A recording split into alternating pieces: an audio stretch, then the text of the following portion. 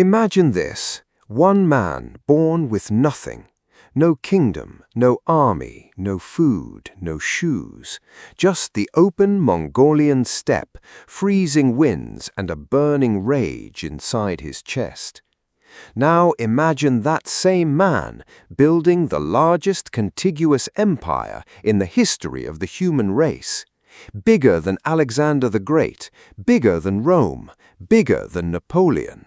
An empire so vast it stretched from the Pacific Ocean all the way to Eastern Europe, covering over 24 million square kilometers. That man was Genghis Khan, and this is his story. The year is 1162 AD. On the Mongolian steppe, a baby boy is born into the Borjigin tribe. His name? Temujin. Now, if you think the American frontier was rough, try this. The Mongol steppe in the 12th century was basically a war zone where tribes raided each other constantly, children were enslaved, and loyalty lasted only as long as it was useful. There was no law, no court, no president, no constitution, just horses, arrows, and survival. Temujin's father, Yasuji, was a minor tribal chief, not exactly royalty, but respected enough. He rode out one day to find his son a bride. He found a girl named Burte, and the two were promised to each other. Temujin was just 9 years old. On the way back home, Yasuji stopped to share a meal with a rival tribe, the Tatars. Big mistake. They poisoned him before making it home. Just like that, Temujin was fatherless, and in Mongol tribal culture, that meant one thing: you were on your own. The tribe abandoned the family, left them on the steppe to die. Think about that for a second. A 9-year-old boy, his mother, Holan, scrambling to feed her children with wild berries and roots. Winters that dropped to -40 degrees. No shelter, no food, no tribe. Most kids would have broken. Temujin didn't. Temujin's teenage years were brutal. He was captured by a rival clan and forced to wear a kang, a wooden collar that trapped his arms. He was humiliated, enslaved, left for dead. But here's the thing about Temujin that set him apart from every other kid on that steppe. He was magnetic. He had a charisma, a fire in his eyes that made people want to follow him even when he had nothing to offer but the promise of something better. He escaped. He found allies. He reunited with Burte, the girl his father had chosen for him. And then disaster struck again. A rival tribe, the Merkits, kidnapped Burte as revenge for an old grudge. Any other man might have given up. Temujin went to war. He reached out to his childhood blood brother, a man named Jamuka, and to a powerful tribal leader named Togrul Khan. Together they launched a raid, rescued Burte, and sent a clear message to the entire steppe: don't mess with Temujin. Word spread. Warriors started showing up at his camp, not because he promised them gold or glory, but because he was different. He promoted men based on loyalty and skill, not bloodline. That was radical. That was revolutionary. In a world where your birth tribe determined everything, Temujin said, I don't care where you're from. Can you fight? Are you loyal? Then you're one of mine. One by one, Temujin conquered the Mongol tribes, not always through battle, often through strategy, through negotiation, through the clever use of alliance and betrayal. His former blood brother, Jamuka, became his rival. The two went to war in a clash that split the entire steppe. Temujin lost the first major battle. He didn't collapse. He regrouped, studied what went wrong, and came back harder. By 1206, after decades of brutal conflict, Temujin did something that had never been done before in the history of the Mongol people. He unified all the Mongol tribes under a single banner. The tribal leaders gathered at a great assembly called the Kurultai, and there, on the banks of the Onon River, Temujin was given a new name, Genghis Khan, the universal ruler. He was now the leader of approximately 1 million people, a force of warriors unlike anything the civilized world had ever seen. Fast, mobile, overwhelming force with excellent intelligence networks. Here's where it gets absolutely wild, and here's where most history books undersell just how genius Genghis Khan really was. The Mongol army was not just a mob of screaming horsemen, it was the most sophisticated military force of the medieval world. And if you think about it from a modern American perspective, it operated a lot like the US military doctrine: fast, mobile, overwhelming force with excellent intelligence networks. The Mongols used feigned retreats. They would pretend to run away, lure the enemy into chasing them, then turn around and slaughter the pursuers. It worked every single time. Armies that had fought for centuries fell for it again and again. They used psychological warfare before psychological warfare was even a concept. Before attacking a city, they would send a message: surrender now, and we will be merciful. Resist, and we will kill everything that moves. Most cities surrendered. Smart. They built a communication network, the Yam system, a relay of horse stations stretching thousands of miles, where riders could travel hundreds of miles a day, carrying messages and intelligence across the empire. Think of it like the Pony Express, but 100 years earlier and far more organized. They recruited engineers from conquered peoples, Chinese engineers who knew how to build siege weapons that could knock down the walls of any city on Earth.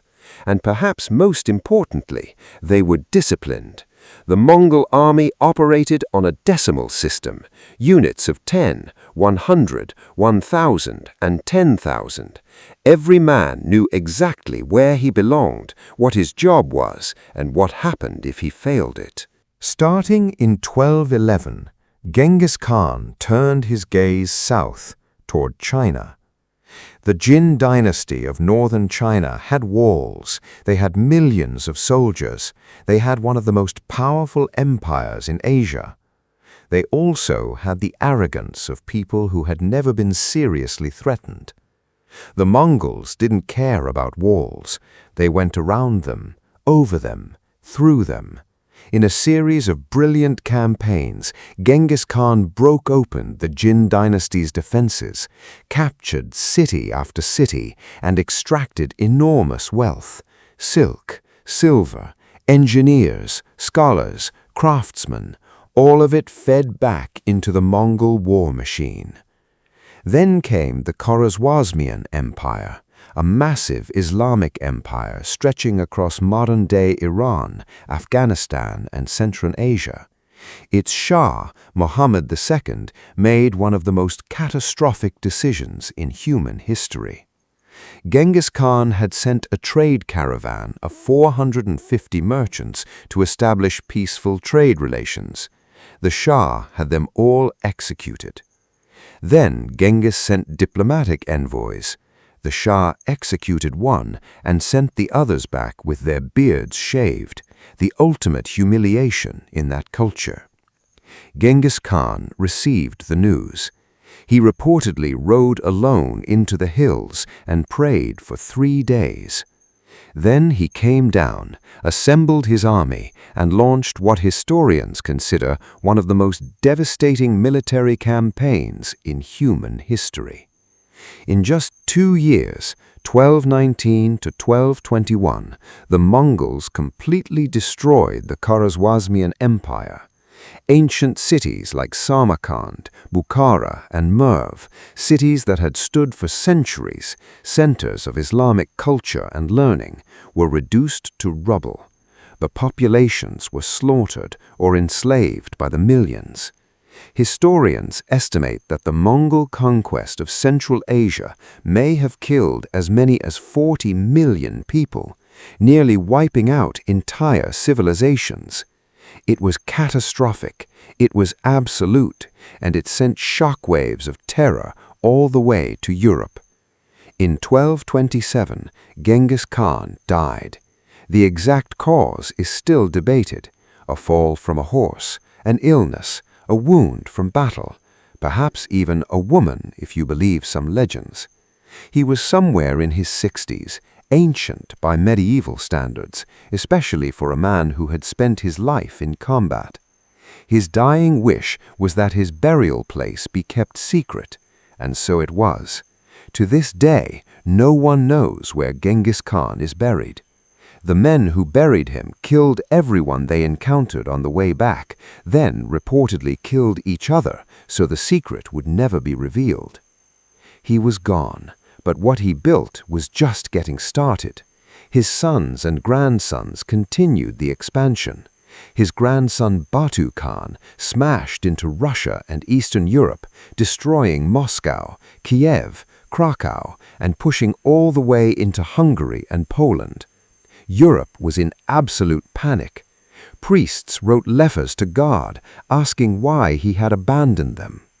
Only the death of the great Khan back in Mongolia, which called all Mongol princes home for the succession, saved Western Europe from being conquered. Another grandson, Hulagu Khan, finished off what the Khwarezmian campaign started and destroyed the Abbasid Caliphate, the center of the Islamic world, in 1258, killing the caliph and sacking Baghdad, a city that had been the intellectual capital of the world for 500 years. And then there was Kublai Khan, the grandson who conquered China, founded the Yuan dynasty, and became the most powerful emperor on earth. He was the Khan that the Italian explorer Marco Polo visited and wrote about, carrying stories of Mongol wealth and power back to a stunned Europe. Those stories would eventually inspire a Genoese sailor named Christopher Columbus to sail west in search of the riches of Asia. Yes, the Mongol Empire indirectly played a role in the discovery of America.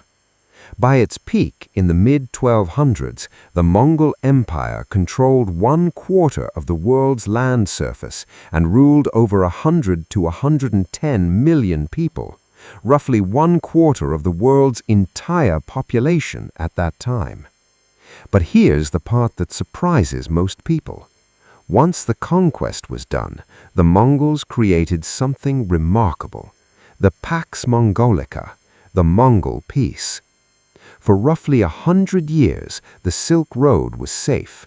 Traders could travel from China to Europe without being robbed or killed. Ideas flowed. Technologies moved east and west. Black Plague moved too, unfortunately, but so did paper, printing, gunpowder, and 100 other inventions that helped spark the European Renaissance and the modern world. Genghis Khan decreed religious freedom across his empire at a time when Europe was burning people for heresy. He established a written legal code, the Yasa, when most of his neighbors had no law at all. He lowered taxes for teachers, priests, and doctors. He built roads. He created a postal system. The man the world remembers as history's greatest destroyer was also, in his own brutal way, one of history's most consequential builders. So here's the question that should keep you up at night. How does a boy born with nothing, abandoned on a frozen steppe, enslaved, humiliated, with no army, no money, and no kingdom, end up ruling the largest empire the world has ever seen? The answer is terrifying in its simplicity. He refused to accept the world as it was given to him. He looked at a steppe divided by 1,000 petty tribal feuds and saw one nation. He looked at walls that had never been breached and found a way through. He looked at enemies that outnumbered him 10 to 1 and found a way to win. Genghis Khan was not a hero. He was not a villain. He was something far more complicated, a force of nature shaped by history, hunger, and an iron will that bends the human mind to comprehend even today. He changed the world, and the world has never fully recovered. I am the punishment of God. If you had not committed great sins, God would not have sent a punishment like me upon you. Genghis Khan.